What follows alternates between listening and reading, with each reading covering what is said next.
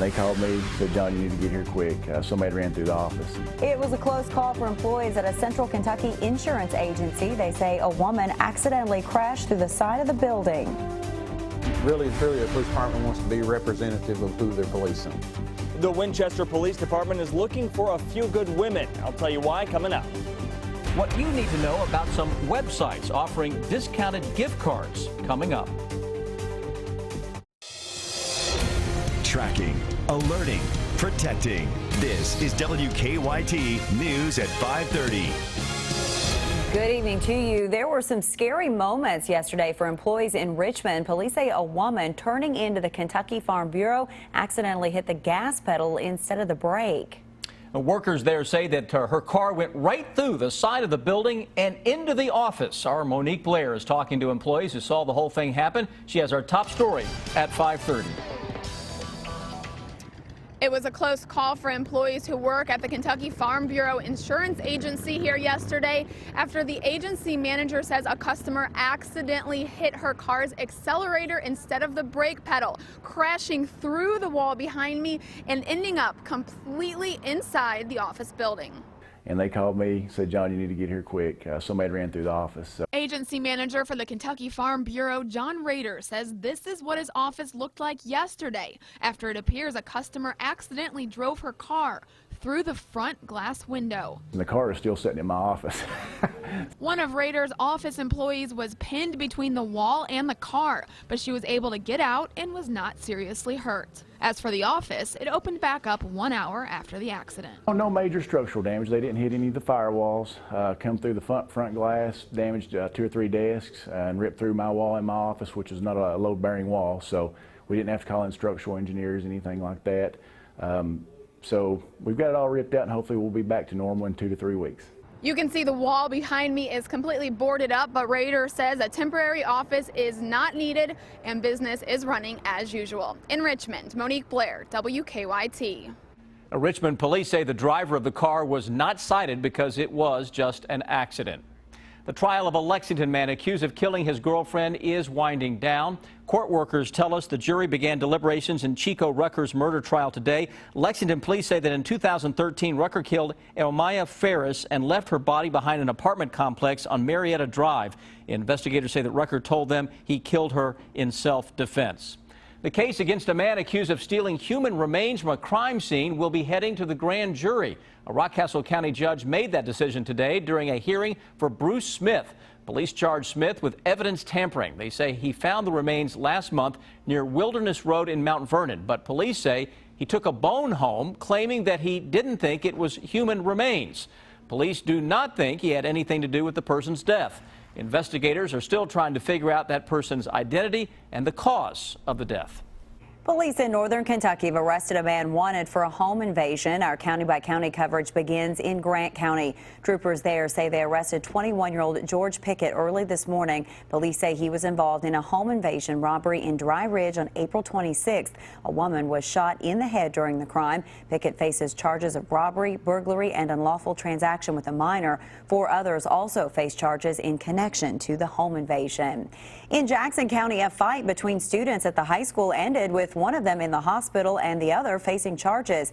Sheriff Paul Hayes says the fight broke out in a hallway between classes this morning at Jackson County High School. Both students involved were juveniles. The sheriff says one was taken by ambulance to the hospital with a head injury. The other teen was charged with assault and released to his parents.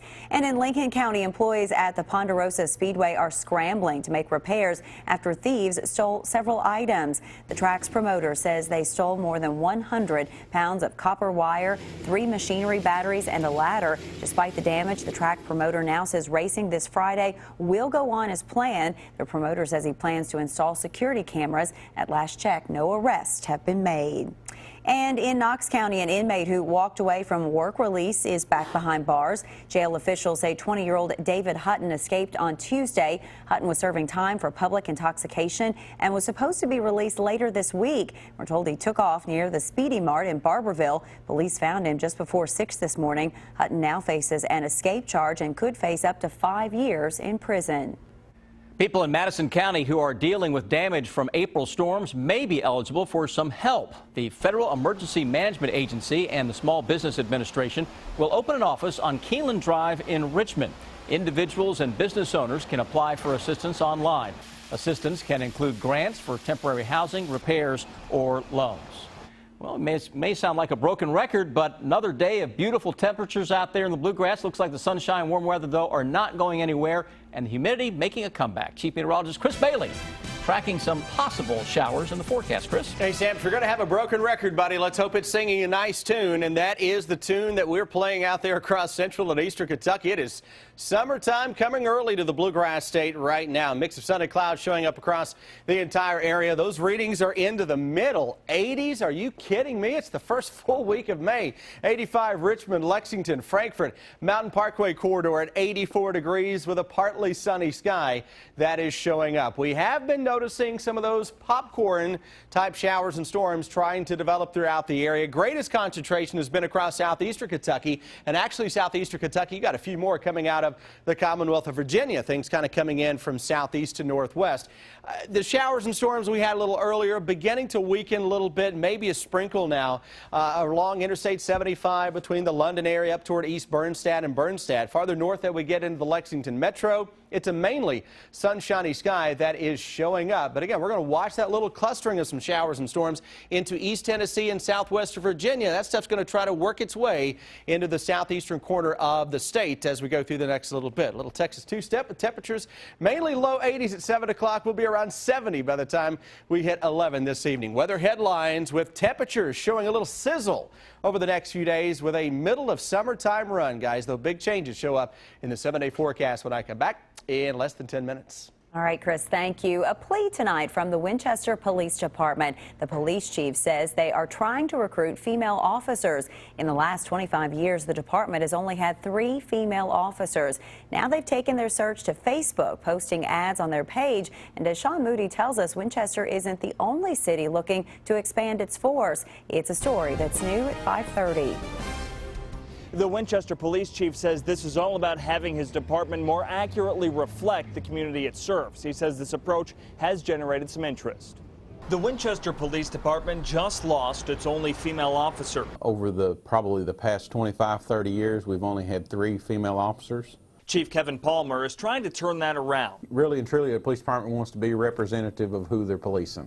Lexington police have been reaching out to women as well. They hosted a women's symposium last month. Lexington police officer Veronica Ensminger handles recruiting. She says women should feel confident in the strengths they can bring to the force. We relate to victims well. We have good communication skills. We also are less likely to use force when dealing with, perpetrators or incidents, because we have a calmer nature, historically. She says the outreach has been working. Right now in our present police academy class, I believe we have 6 women, so that's huge for us. The last class we graduated 3. In some past classes, we've graduated 1. Winchester police are trying to recruit female officers through Facebook. If we put something out there, it gets seen and it gets passed along. This post from last week got a lot of comments and 70 shares. Chief Palmer says that attention has translated to phone calls. I have 6 appointments scheduled for this week, and that's more applicants than we've had in my entire career. And those applications are due in by May 12th. In Winchester, Sean Moody, WKYT. Officer Ensminger says women make up 10 to 15% of the state's police force.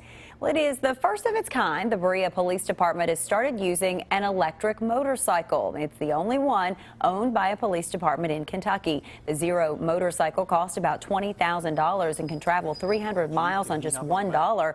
Officers say the bike will help them reach remote areas in town that are often impossible for cruisers to access. We've actually patrolled our park system yesterday and was able to kind of catch up on people, and they didn't know we were behind them. As you might expect, this motorcycle is much quieter than your typical motorcycle. It sounds like a great deal, a discounted gift card to a major retail store. But some of these offers come with an age-old warning: buyer beware. Best Buy, Home Depot, Lowe's, big retailers offering a large number of product choices, which is why many people opt to give and receive gift cards. Now there are new websites offering discounted gift cards. The gift card would be worth $50, but you could buy it for, say, $40. But not all these offers are legit. In fact, one website asked for payment via the mail and never sent the cards out. I know there are like some major retailers who do sell discounted gift cards, but you're actually going to a reputable store and purchasing them, which gives you more security than buying it online. 100 victims lost $155,000 through the one bogus site, which has now been taken down. Postal inspectors have some simple advice. Do your research. There were a lot of complaints that if someone had done an internet search, they would have realized that there were a lot of particular complaints about this company. Now, 2 men were arrested in connection to this case.